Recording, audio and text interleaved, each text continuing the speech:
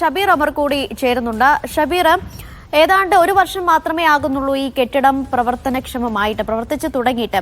അതിനിടെ തന്നെ 4 ദിവസത്തിനുള്ളിൽ തന്നെ 2 സംഭവങ്ങൾ സമാന രീതിയിൽ റിപ്പോർട്ട് ചെയ്യപ്പെടുന്നു. സ്വാഭാവികമായും ജനങ്ങൾക്ക് ആശങ്കയുണ്ടാകും. കാരണം കേരളത്തിൽ ഒരുപക്ഷെ ഏറ്റവും കൂടുതൽ സാധാരണക്കാരായ ജനങ്ങൾ ചികിത്സ തേടിയെത്തുന്ന ഇടമാണ് കോഴിക്കോട് മെഡിക്കൽ കോളേജ്. ആ ആശങ്ക സ്വാഭാവികമാണ്. അപ്പം എന്തുകൊണ്ടാണ് ഇവിടെ എന്താണ് സംഭവിച്ചത്? നിർമ്മാണത്തിൽ ഏതെങ്കിലും തരത്തിലുള്ള വീഴ്ചയുണ്ടോ, അപാകതയുണ്ടോ? അതല്ലെങ്കിൽ ഈ 2 സംഭവങ്ങൾ നടന്നപ്പോഴും എന്തെങ്കിലും തരത്തിലുള്ള സുരക്ഷാ വീഴ്ച സംഭവിച്ചിട്ടുണ്ടോ എന്ന കാര്യത്തിലൊക്കെ ഇപ്പോഴും ഒരു വ്യക്തത വന്നിട്ടുള്ള. അങ്ങനെയെങ്കിൽ ആ രീതിയിൽ ഏത് രീതിയിലായിരിക്കും ഈ മെഡിക്കൽ കോളേജിന്റെ ഒക്കെ അന്വേഷണമൊക്കെ പുരോഗമിക്കുക? അക്കാര്യത്തിൽ ഒരു വ്യക്തത വരുത്താനാണോ ഇപ്പോൾ അധികൃതർ ശ്രമിക്കുന്നത്? അനീഷ, അല്പസമയം മുമ്പ് MK രാഘവൻ MP ആശുപത്രി സന്ദർശിച്ച് തീപിടുത്തം ശങ്കരം പുക ഉയർന്ന ഈ അത്യാഹിത വിഭാഗം സന്ദർശിച്ചിരുന്നു. അതിനുശേഷം MP-യോടൊപ്പം മെഡിക്കൽ കോളേജ് പ്രിൻസിപ്പളും മാധ്യമങ്ങളോട് കൃത്യമായി തന്നെ കാര്യങ്ങൾ വിശദീകരിച്ചു. അതായത് നേരത്തെ പ്രിൻസിപ്പൽ പറഞ്ഞിരുന്നത് ഇവിടെ രോഗികൾ ഉണ്ടായിരുന്നില്ല എന്നാണ്. എന്നാൽ അദ്ദേഹം ഇപ്പോൾ നേരത്തെയുള്ള പ്രതികരണം തിരുത്തി 20ഓളം പേരെ 3-4 നിലകളിൽ പ്രവേശിപ്പിച്ചിരുന്നു. ആ രോഗികളെ പ്രവേശിപ്പിക്കാനുള്ള കാരണമായി അദ്ദേഹം പറയുന്നത് കൃത്യമായി തന്നെ ഇലക്ട്രിക്കൽ വിഭാഗത്തിന്റെ അനുമതി ലഭിച്ചിരുന്നു. അതായത് രോഗികളെ പ്രവേശിപ്പിക്കാം, 3-4 നിലകൾ, രോഗികളെ പ്രവേശിപ്പിച്ച 3-4 നിലകൾ പ്രവർത്തന സജ്ജമാണ്, മറ്റ് പ്രശ്നങ്ങളൊന്നുമില്ല എന്ന് ഇലക്ട്രിക്കൽ വിഭാഗം അറിയിച്ചതിനെ തുടർന്നാണ്, അവരുടെ ഉറപ്പിനെ തുടർന്നാണ് രോഗികളെ പ്രവേശിപ്പിച്ചത് എന്നാണ് പറയുന്നത്.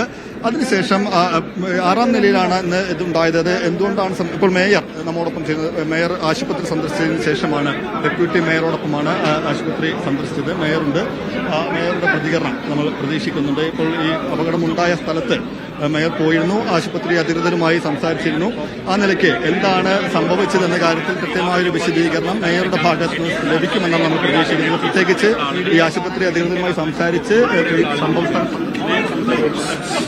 പ്രിയപ്പെട്ടവരെ, ഇവിടെ വിശദമായി നമ്മുടെ MP ശ്രീ രാഘവൻ സാറുണ്ട്, അതുപോലെ BJP-യുടെ ജില്ലാ പ്രസിഡന്റ് സെക്രട്ടറി ആയിട്ടുള്ള പ്രകാശ് ബാബു ഉണ്ട്.